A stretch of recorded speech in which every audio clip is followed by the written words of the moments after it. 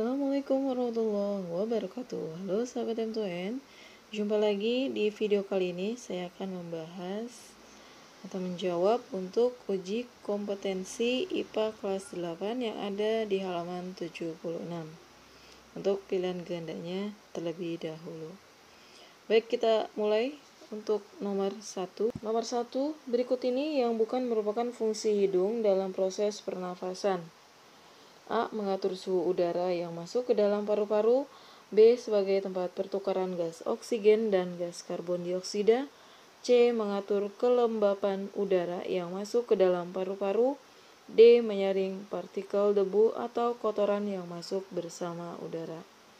Oke, kita bisa melihat pembahasannya yang ada di halaman 49, yaitu organ pernafasan hidung. Hidung merupakan organ pernapasan langsung yang berhubungan dengan udara luar.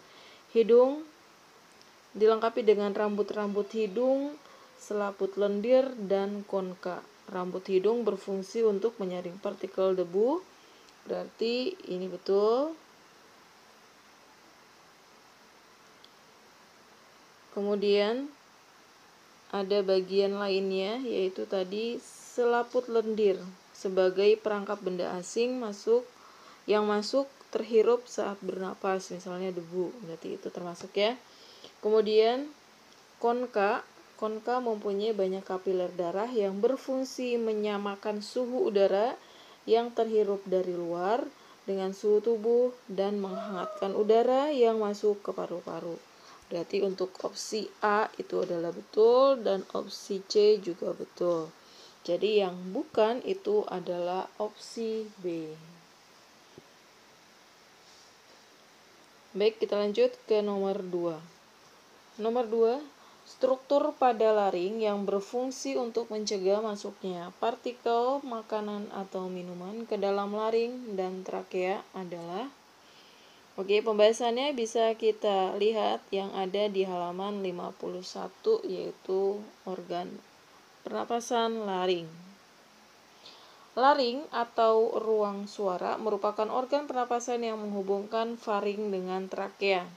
Di dalam laring terdapat epiglotis dan pita suara. Epiglotis ini adalah berupa katup tulang rawan yang berbentuk seperti daun dilapisi oleh sel-sel epitel, berfungsi untuk menutup laring sewaktu menelan makanan atau minuman. Oke, berarti jawabannya adalah epiglotis ya.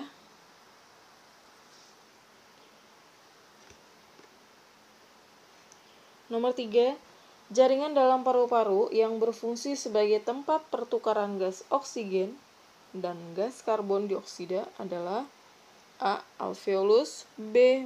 Bronchiolus, C. Bronchus, D. Laring. Kita lihat pembahasannya itu ada di halaman 53, yaitu organ paru-paru. Paru-paru merupakan alat pernapasan utama. Paru-paru terbagi menjadi dua bagian, yaitu paru-paru kanan dan paru-paru kiri, yang terdiri atas dua lobus. Paru-paru dibungkus oleh selaput yang disebut pleura. Pleura berupa kantung tertutup berisi cairan limfa. Pleura berfungsi melindungi paru-paru dari gesekan saat mengembang dan mengempis. Nah, di dalam paru-paru itu terdapat bagian yang berperan dalam pertukaran gas oksigen dan karbon dioksida, yaitu alveolus. Jadi jawaban yang tepat untuk nomor 3 adalah alveolus.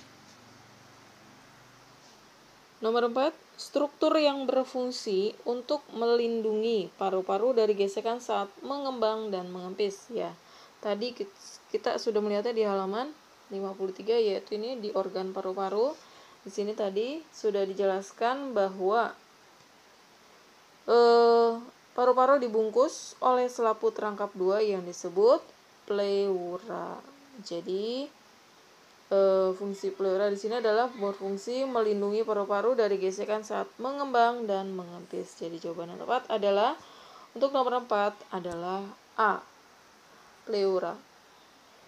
Nomor 5, berikut ini merupakan aktivitas yang menyebabkan terjadinya inspirasi adalah, Ya, ini bisa kita lihat ada di halaman 55. Pada saat inspirasi, diafragma dan otot dada berkontraksi. Ya. Jadi jawaban yang tepat adalah dua-duanya berkontraksi ya, otot-otot antar tulang rusuk ya. Dan diafragmanya juga berkontraksi. Jadi jawaban yang tepat adalah D. Nomor 6, berikut ini yang bukan merupakan faktor yang bukan merupakan faktor yang mempengaruhi frekuensi pernapasan. A. Umur, B. Jenis kelamin, C. Aktivitas tubuh, D. Suhu lingkungan. Ini bisa kita lihat pembahasannya ada di halaman 57. Nah, di sini ada beberapa faktor sudah dijelaskan yang mempengaruhi, yaitu ada umur, jenis kelamin ya, berarti umur betul, jenis kelamin juga betul. Lalu ada suhu tubuh, posisi tubuh, kegiatan atau aktivitas tubuh. Berarti ini betul, berarti yang kecuali atau yang bukan adalah D. Suhu lingkungan. Nomor 7. Berapakah volume udara residu yang terdapat dalam paru-paru? A. 500 ml, B. 1000 ml, C. 1500 ml, dan D. 2000 ml. Ini bisa kita lihat, yaitu ada penjelasannya di halaman 62. Volume residu, yaitu volume udara yang masih tersisa di dalam paru-paru meskipun telah melakukan ekspirasi secara maksimal. Volumenya yaitu sekitar 1000 mili. Jadi jawaban yang tepat adalah B.